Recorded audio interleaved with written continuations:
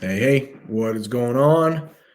Hopefully, everyone is doing well. Friday. So, how bad can it be? Even if it's like the first class of the morning, B, first class on team. I mean, it's Friday. You'll have a couple days to recuperate. Hopefully, you have something good planned for this weekend. So, hopefully, we had that class discussion. Also, like what went on the day before when we read. Hopefully, one thing that came up was like Sawyer is missing. Where the heck is he? Is he just a jerk and doesn't call? I don't know. We'll find out. And we do know the school that it's going to happen at, right? I mean, they're like almost 100% sure. University of Chicago. It ticks all the boxes. They will be in school next week. Looks like a private school, older building, older students. All right, here we go. This is kind of in the orange, or some people might call it salmon. I'm freaking out a little. I say in fifth hour with Trey, so probably like block D for us or something like that. We should have gone to look for him at lunch. Where the hell would we look? We could at least see if his car is home. Trey shrugs. Top of the next column. He's probably got the flu or something. He looked fine last night. Maybe skipping, heading over to University of Chicago to see what he can find out. Why wouldn't he answer the phone then? That I don't know. Okay, we'll drive by after. The warming trend has continued throughout the day, and there are dirty puddles filling potholes everywhere. Excuse me. Why is that important? Well, we know that there's no snow on the ground when the shooting happens. I try Sawyer's phone once more after school as Trey abandons a ride from his, I don't know if we can say that word, friend Carter again, and the three of us climb into the meatball truck. And this time, Sawyer answers. Hey, he says. I pause and hop back outside the truck so I can have some privacy. Hey, are you okay? His voice is quiet. So, remember back when my dad called your dad after you stopped by our restaurant? My eyes fly open. I look at Trey and Rowan, who are peering out the windshield at me. Yeah. I'm guessing you don't know that your dad returned the favor last night? Top of the next column. I bow my head and press it against the truck. Oh, God. The proprietors were not amused? What happened? Where are you? I'm pulling into the school parking lot now. You got room in that ball truck for one more? Hell yes, I say.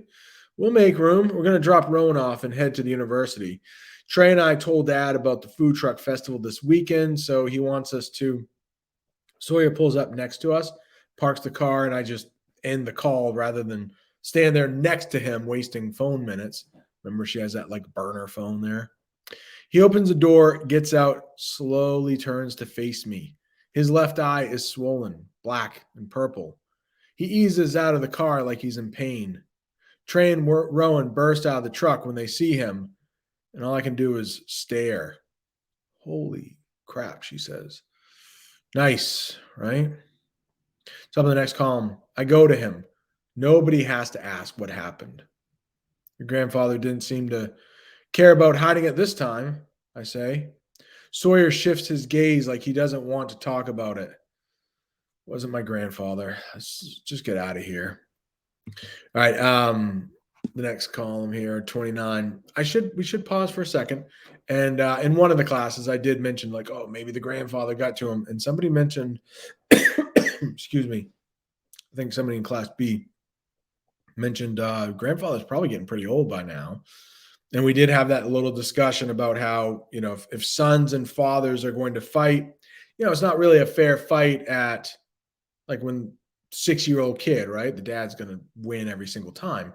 But as the son gets older and as the father gets older and more decrepit and starts losing his hair and all that stuff, the fight becomes a little bit more fair. And one day, I don't know, what is it? 17, 18, 19, 20, somewhere in there, the son could probably kick the dad's butt if need be. Certainly the grandfather. So Sawyer told us it was not the grandfather. Maybe it's the father. I don't know. Sawyer, maybe it was just too nice to fight back. Maybe it was a bunch of people. Who knows? Something tells me we'll find out. 29. We leave his car in the school parking lot, safer in case his parents go looking for him, he says, and we drop Rowan off. She knows she's got to stay the model obedient child for a few more days, so she doesn't even pout about it. She's going to show them that she's not the model obedient child in a couple days when she leaves for Charlie. Trey drives, and we go straight to the University of Chicago. We find the building we need, top of the next column, park the balls in a nearby empty parking lot, and wander the grounds until we find a whole huge section with mostly old buildings. Trey says it's the main quadrangle. So quad meaning four. So instead of a triangle, TRI, that has three, this has four. And if you go to college, maybe a lot of older schools, my school, University of Alabama, Roll Tide. Alabama was created in like 1831, and the center of the campus is the quad. We just called it the quad, but like the main library was on the quad. Awesome place called Denny Chimes. So, yeah, most older universities will have a quad or quadrangle. All right, but nobody calls it that. The quad. It's the quad. All right, next one here. Sawyer walks slower than usual, so we let him take the lead. He talks us through the vision, as much of it as he can. I only see one gunman in the outdoor scene, the short, slight one. I don't know where the other guy is. He's bigger and blonde. Maybe he's there next to the smaller one. I just don't see him because he's not in the shot. I'm not sure. So if this is the right sidewalk, he says, pointing to the one we're on, he walks in this direction, I think. Do you know which building it happens in? Can you tell? I try to sound easygoing. Sawyer doesn't need anybody else harassing him, especially me. I don't know. Trey points. Look, there's some graffiti. Those two guys are trying to remove it from the stone. Sawyer and I follow his finger. I'll go talk to them, Sawyer says. Trey and I exchange a look and stay back as Sawyer approaches the two painters in front of an old ivy-covered building. Top of the next column. He talks to the guys for a minute and returns to us. The vandals were some haters writing slurs at one of the college equal rights groups or something, Sawyer says. They didn't really know. He frowns, gazing over the grounds, and starts walking through the campus, lost in thought. Trey and I follow, acting casual when security drives by in their carts. I look at the trees, definitely budding. And with the warming trend happening, they'll be growing quickly, changing daily. Sawyer stops, closes his eyes, and massages his eyelids, deep in thought. He covers his ears, then looks up and all around. He walks a few paces up a path between a road and a building and looks all around again. He frowns and mutters something. What are you looking for? I venture. A little stop sign. I haven't seen it. It should be here somewhere. He rubs his temples. The vision is in all the windows. Blanking gunshots won't stop. I can't even think. Trey and I start looking for the stop sign too. It should be here, Sawyer says. I guess I have the wrong building. He emits a heavy sigh and runs a hand through his hair, gripping in frustration. But everything else is right. That building with the ivy, top of the next column, by the way, he says, pointing to a gorgeous old building on one side of the quad. There you go, quad, near where we stand. The red bud trees, the sidewalk. Suddenly now, believe it or not, the noise and everything stopped. I can't seem to conjure up the vision at all. Not in any windows or signs or anything. It's because you're doing something right, I murmur, hoping he can find some encouragement in it, but knowing how helpless he must feel. Trey walks in the direction of where Sawyer pointed. Maybe we're just on the wrong side of the building, he says over his shoulder. I'll run around to see if it looks the same from the other side. He starts jogging down the path. I go over to Sawyer. Is there anything else I can do? I ask. There's a distant look in his eyes that's not due to the punch he took to the face, but he focuses in on me and relaxes into a smile for a moment. He reaches one arm around my neck and pulls me close, kisses the top of my head. Just don't leave me. As we stand there, two girls and a guy, all dressed in black, pass by us silently. I think it must be sad to be stuck at school during spring break. And then I think, Top of the next column.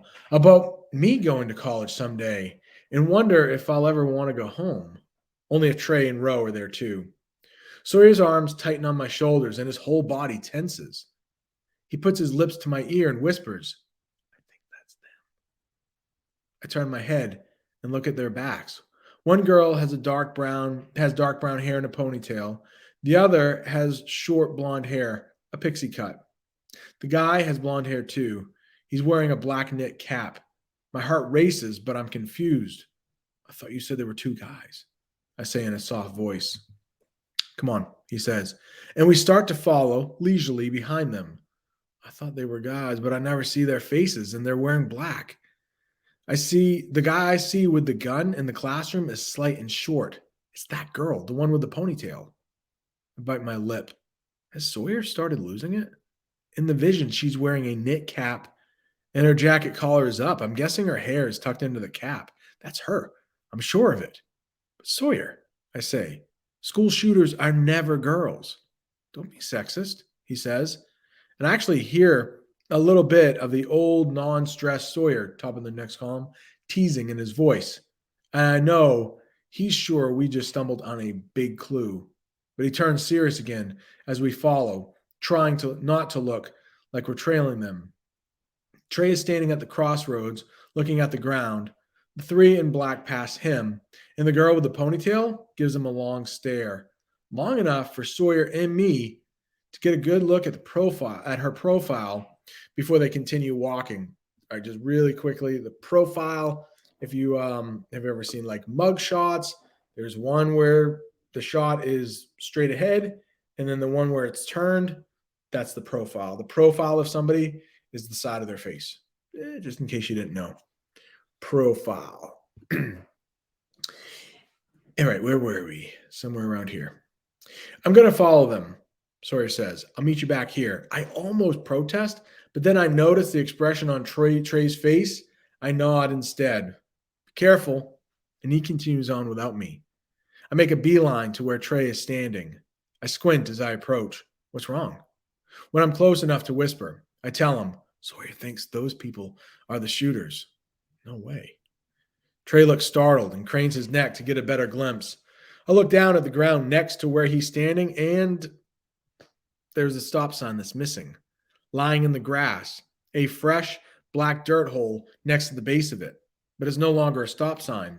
Underneath the word stop is another word in black spray paint. Stop, blank, and of course I'm not going to read that. I say, reading it, and the anger wells up inside of me. Top of the next column. I press my lips together and I blink back the gritty tears that spring to my eyes. Wow.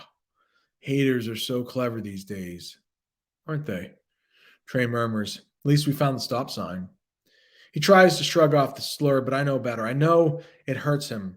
Then he points to a little blue flag stuck in the ground next to the hole. Looks like it's flagged to be replaced. I'm sure they'll have it up before school starts again. Well, that'll satisfy the evidence in the vision. I think that means the crime scene somewhere near this building. We'll have to ask Sawyer. Trey and I both look at the sprawling structure, several stories high, with spires and gargoyles adorning it, and green ivy creeping up its walls. Trey takes pictures with his phone. I count windows, trying to figure out how many rooms are in there, but it's impossible to tell. Top of the next column. Trey shakes his head a little and looks at me, then looks back at the enormous buildings around us. Somehow, this seems just a little harder than stopping a snowplow, he says. All right, that would be, how are we doing on time? 14 minutes. That would be, I think, a very good place for us to stop. A little bit of a cliffhanger on a Friday. We do think we have the suspects. Not going to happen now. That stop sign is not in place, but it will be soon. So it is starting to, pick up speed. They think they got the shooters. They're pretty sure they got the building. How do you stop? How do you stop three people with guns? I don't know. All right, but we'll find out.